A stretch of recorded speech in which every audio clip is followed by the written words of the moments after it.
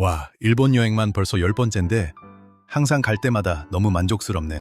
일본인들은 언어도 편하고 비행기도 안 타니 얼마나 여행하기 좋을까? 근데 이 말을 들은 일본인 반응이 진짜 충격입니다. 지금이 무슨 90년대냐? 여행이 쉬운 나라라는 건 외국인 기준이다. 이게 무슨 말이냐면요. 우리가 생각하는 일본 여행 난이도랑 일본인들이 느끼는 현실은 완전히 다르다는 겁니다. 그리고 그 차이가 지금 이 순간도 계속 벌어지고 있다는 게 진짜 문제예요. 실제로 야후 재팬 댓글에서 좋아요 10,000개 넘은 댓글이 이렇게 말합니다. 해외는커녕 국내 여행도 못 가는 사람이 많다. 좋아요 1,000개 넘은 댓글도 바로 이어집니다. 여행은 이제 사치가 되어버렸다. 여기서 첫 번째 반전 나옵니다. 일본은 여행 강국이 아니라 여행을 못 가는 나라가 되고 있다는 겁니다. 그 이유? 지금 바로 들어가 보죠. 일단 우리가 착각하는 게 하나 있습니다. 비행기 안 타니까 싸잖아. 이 말이 얼마나 틀렸는지 숫자로 보여드릴게요.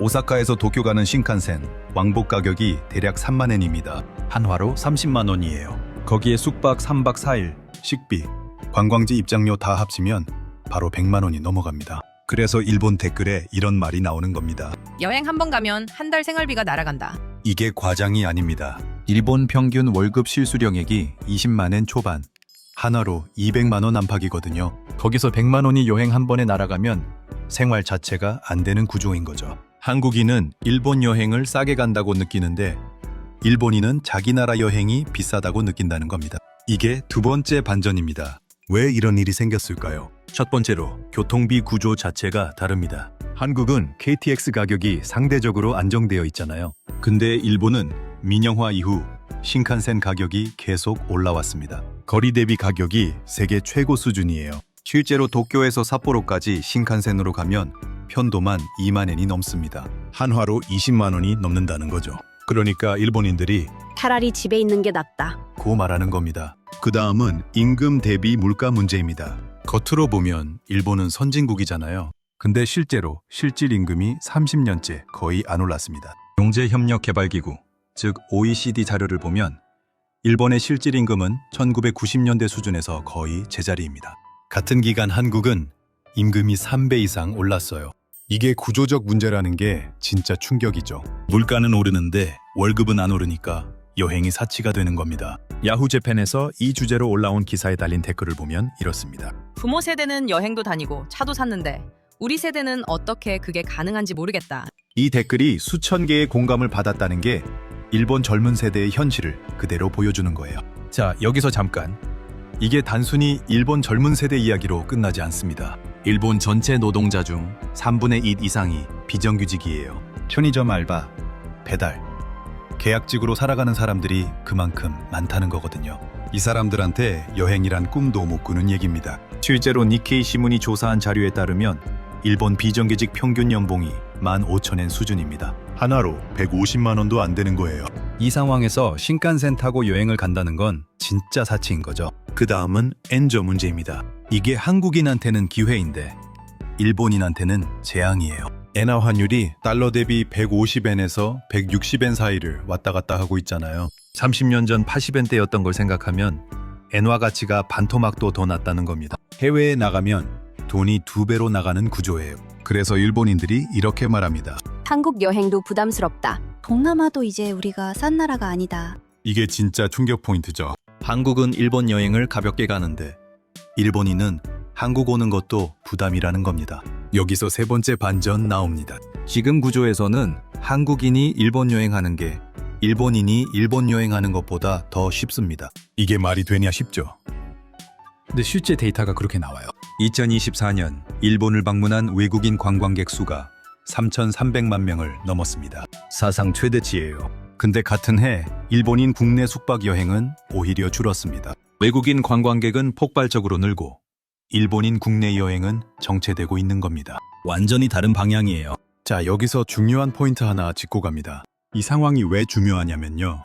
이건 단순 여행 이야기가 아니라 돈 흐름 구조 이야기입니다. 지금 일본은 외국인 돈에 의존하는 구조로 바뀌고 있어요.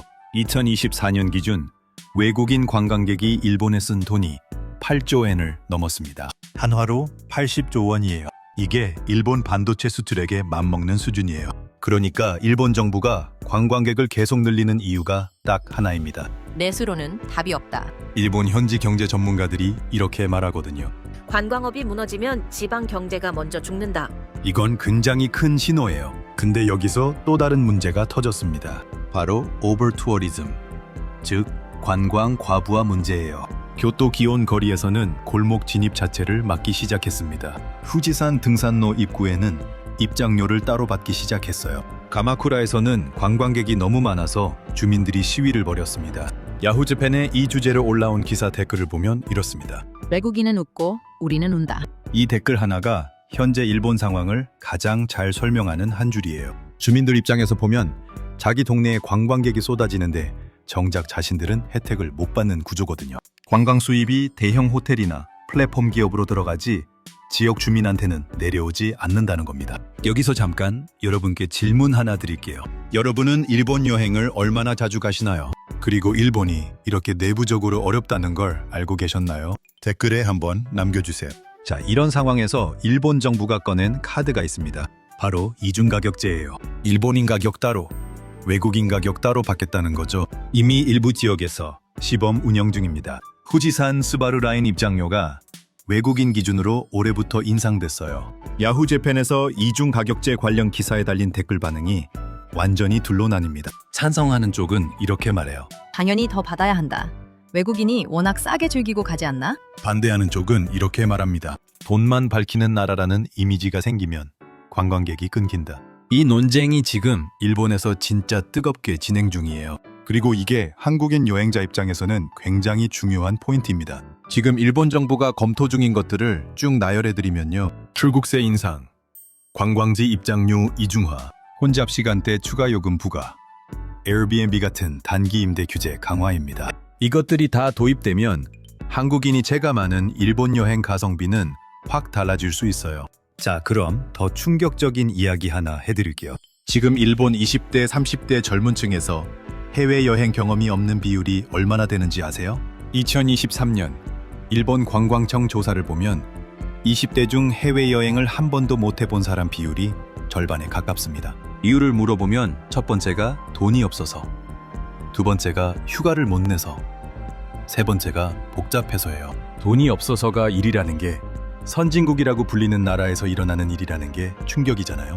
야후재팬 젊은 층 커뮤니티에서 이런 댓글이 올라옵니다. 인스타그램에서 일본 여행하는 외국인들 보면서 부럽다는 생각이 들었다. 내가 태어난 나라를 외국인이 더 즐기고 있다는 게 뭔가 이상하다. 이 댓글들이 일본 젊은 세대의 자존감과 현실 사이의 괴리를 그대로 보여주는 거예요. 여기에 인구 감소까지 겹칩니다. 일본 인구가 2024년 기준으로 1억 2천만 명 아래로 떨어졌어요. 매년 80만 명씩 줄고 있습니다.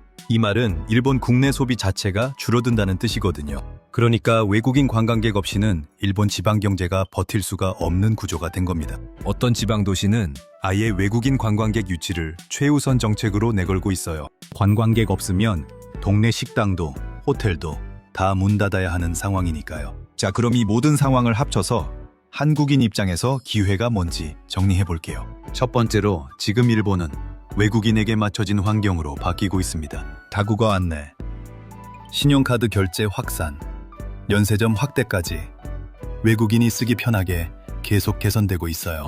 이게 한국인한테는 엄청난 혜택이죠. 두 번째로 엔저가 유지되는 동안 물가 차이가 여전히 유효합니다. 라멘 한 그릇에 1,000엔, 하나로 10,000원이면 먹을 수 있는 곳들이 아직 많거든요. 고급 스시도 한국에서 먹는 것보다 훨씬 저렴하게 즐길 수 있어요. 세 번째로 일본 지방 도시들이 적극적으로 외국인 관광객을 불러들이고 있습니다. 도쿄, 오사카, 교토 말고 이시카와 현의 가나자와, 야마가타 현의 긴잔 온천, 나가노 현의 마츠모토 같은 곳들이 외국인 유치를 위해 인프라를 대폭 개선하고 있어요. 상대적으로 덜 알려진 곳이지만 퀄리티는 최고 수준이거든요. 근데 이게 언제 끝날지 모른다는 게 핵심이에요. 일본 중앙은행이 기준금리를 올리기 시작했습니다.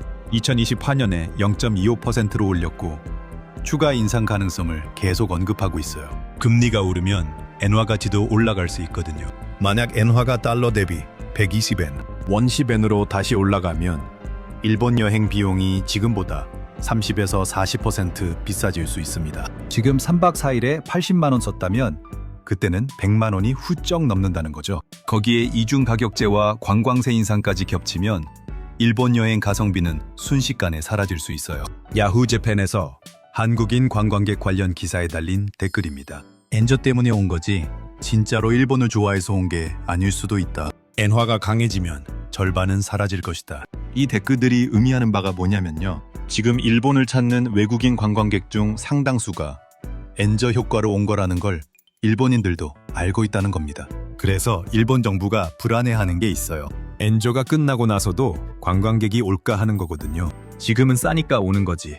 비싸지면 떠날 수도 있다는 불안감이요. 그래서 일본에서 요즘 나오는 전략이 럭셔리 투어리즘입니다. 돈 많이 쓰는 고급 관광객을 유치하자는 거예요. 온천 료칸 1박에 50만 원, 100만 원짜리 패키지를 개발하고 부유층 외국인을 타겟으로 하는 거죠. 야후 재팬에서 이 전략에 대한 댓글을 보면 이렇습니다.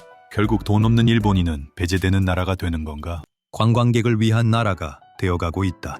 이 말이 진짜 묵직하게 다가오더라고요. 자, 이제 마무리로 가보겠습니다. 지금 일본은 두 개의 일본이 공존하고 있습니다. 외국인이 보는 저렴하고 편리한 일본과 일본인이 사는 비싸고 팍팍한 일본이요.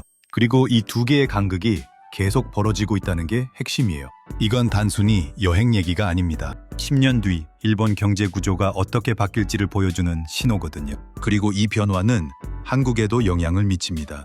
일본 엔화 환율이 바뀌면 한국 수출 경쟁력이 달라지고 일본 관광 비용이 올라가면 제주도나 국내 여행 수요가 달라질 수 있어요. 자, 마지막으로 여러분께 두 가지 질문 드리겠습니다. 첫 번째로 여러분은 지금 일본 여행 황금기가 언제까지 갈 것 같으세요? 2년 안에 끝날 것 같다는 분은 댓글에 1년이라고 남겨주시고요. 3년 이상 간다는 분은 3년이라고 남겨주세요. 두 번째로, 만약 일본이 이중가격제를 본격 도입해서 외국인 입장료가 2배가 된다면 그래도 일본 여행 가시겠어요? 솔직한 의견 댓글에 남겨주시면 다음 영상에서 여러분 댓글 소개하면서 이어가겠습니다. 이런 일본 현실과 한국인이 알아야 할 경제 이야기 계속 올릴 테니 구독과 좋아요 꼭 눌러주시고요. 알림 설정도 해두시면 다음 영상 놓치지 않을 수 있어요. 다음 영상에서 더 충격적인 일본 내부 이야기로 찾아뵙겠습니다.